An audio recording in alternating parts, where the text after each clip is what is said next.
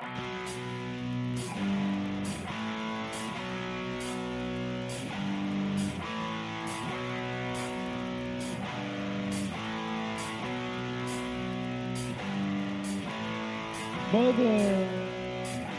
tell your children not to walk my way.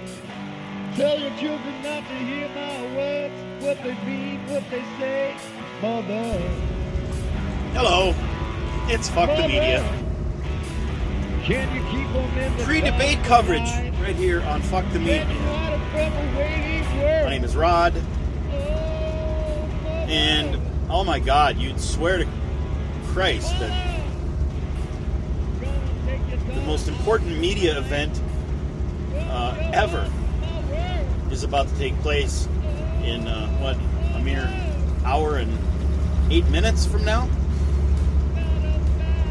And I thought that I might as well start the podcast and make a couple of predictions. Why not, right? I got nothing better to do.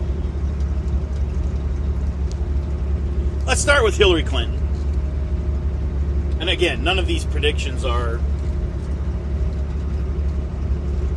anything that you haven't already heard a million times if you've listened to anything on talk radio or any news today. But I think it's pretty obvious that Hillary Clinton is going to basically have three main modes of attack when it comes to Donald Trump.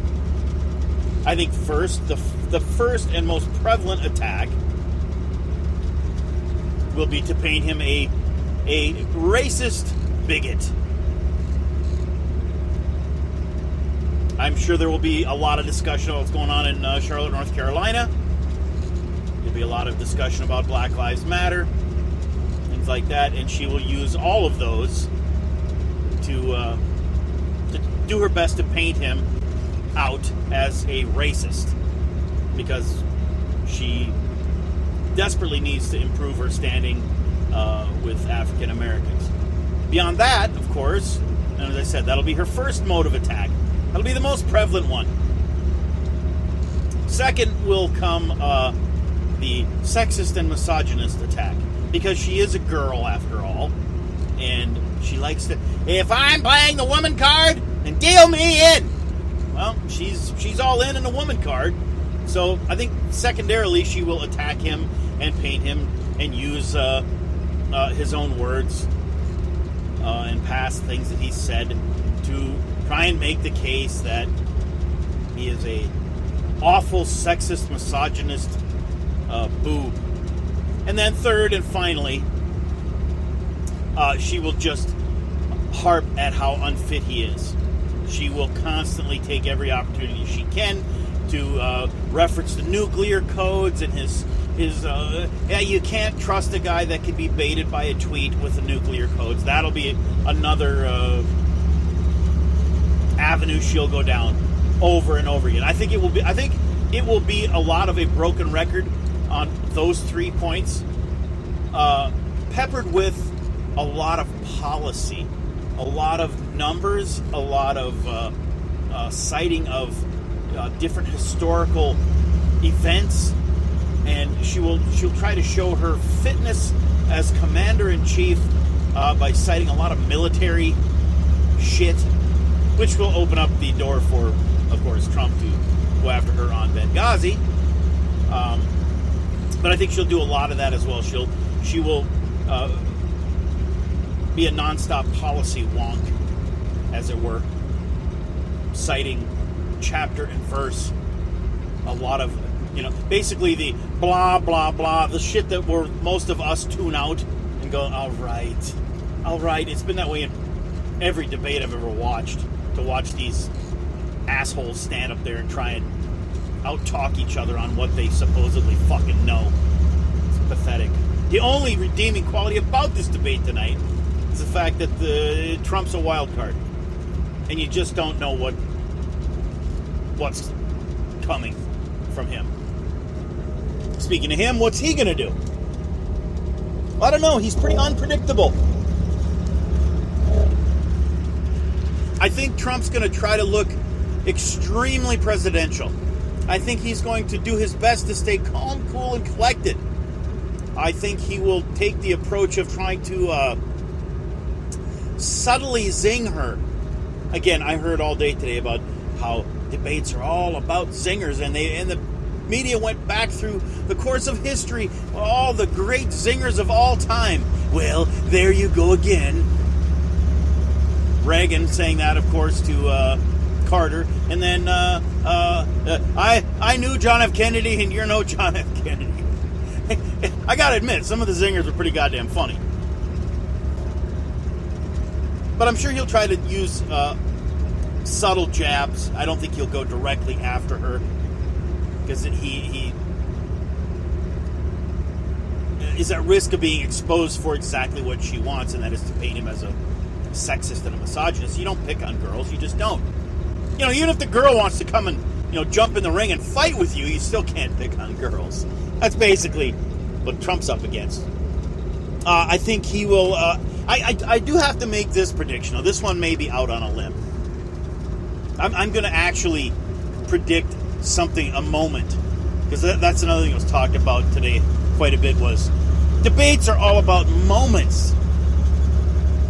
I think there will come a moment where Trump, because he is so keenly aware of the camera and television, and that's where he's lived for so many years, I think there will come a moment where he will address the camera directly, and in other words, directly address the viewers, the people. And he will say, you see folks, that's exactly what you're gonna, something along these lines. See folks, that's exactly what you're gonna get with this one, or with her, or if you vote for her. That she's going to do or say something that's going to cause him to stop and pause and just directly address the camera. I have a feeling that moment's going to come. Other than that, when it comes to Trump, I don't know.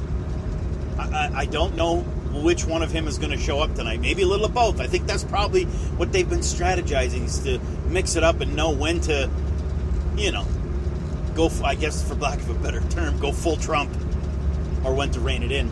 And the last couple of variables that I want to mention that I think are worthy of note is the audience. That's the second to last. The audience, I think, will be far more interactive with these two than in any debate we've ever seen. I think you're going to hear cheers and clapping for both sides. I think you're going to hear boos. You're going to hear gasps. You're going to hear every range of emotion you could possibly imagine from this crowd. Because let's keep in mind,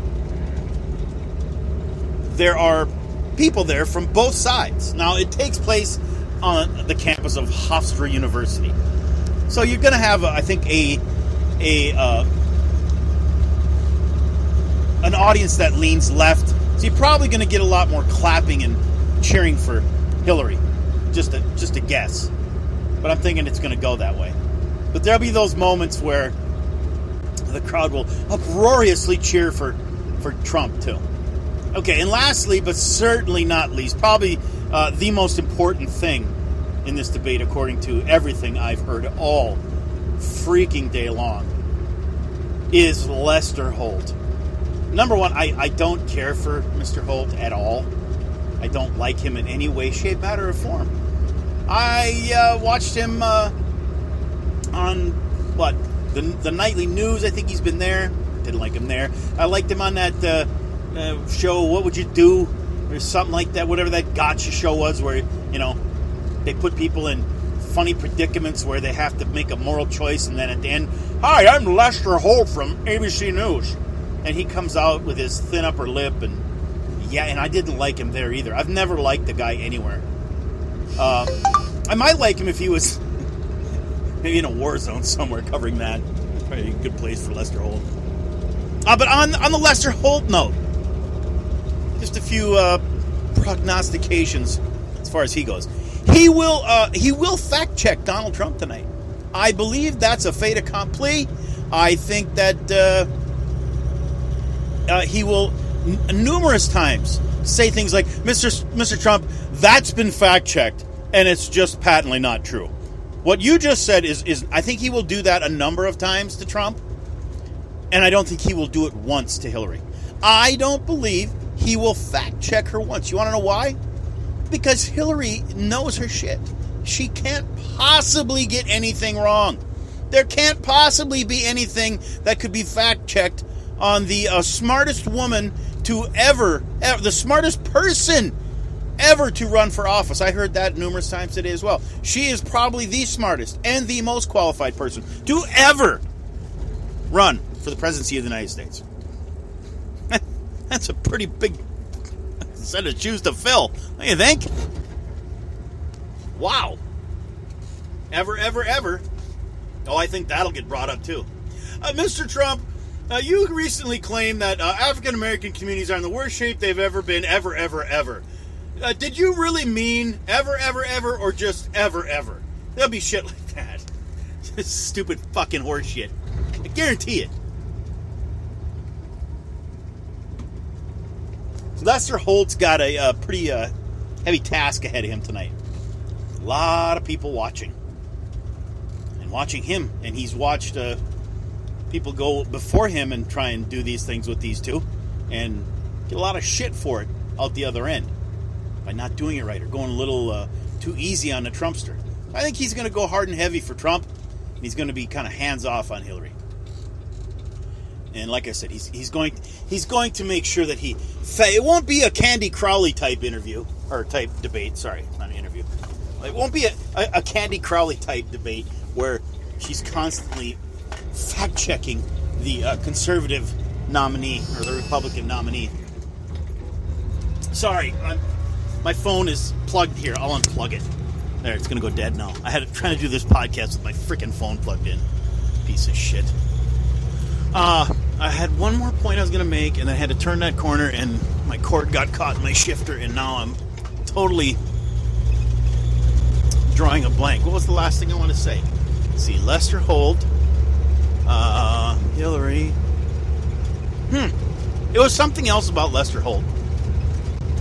It was good, too. It was whatever the point I was going to make. It was going to be a salient point, and now it's gone. Let me pause for a minute.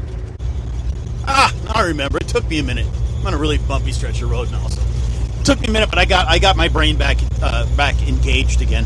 I was listening to clips from older debates from the 70s, 80s, and 90s today that they were playing different news channels. Debates have really changed a lot. The moderator has become such a huge part of the debate. That's why I knew when I said Lester Holt, there was one more thing I wanted to add before I was done with my pre-debate prognosticating. It used to be, the moderator would ask the question, and then once the question was asked, they would leave it up to the candidates. Mr. Ford, what do you have to say to that? Whatever question, and Ford would answer, and then they would turn to whoever the Mr. Carter, your response, and that was pretty much it. There wasn't a lot more, much interaction between the moderator and, God, this road is awful, moderator and the candidates. But now, you're going to see probably more interaction than you've ever seen before. It's not a matter of just letting these two people talk. Now it's a matter of steering and shaping the debate the way the moderator sees fit. And I think that's disgusting because I just want to see these two have it out once and for all without some freaking stupid Lester Holt yapping his dumb yapper up there. Yuck. Oof. All right, it's too bumpy to continue. Thanks for listening.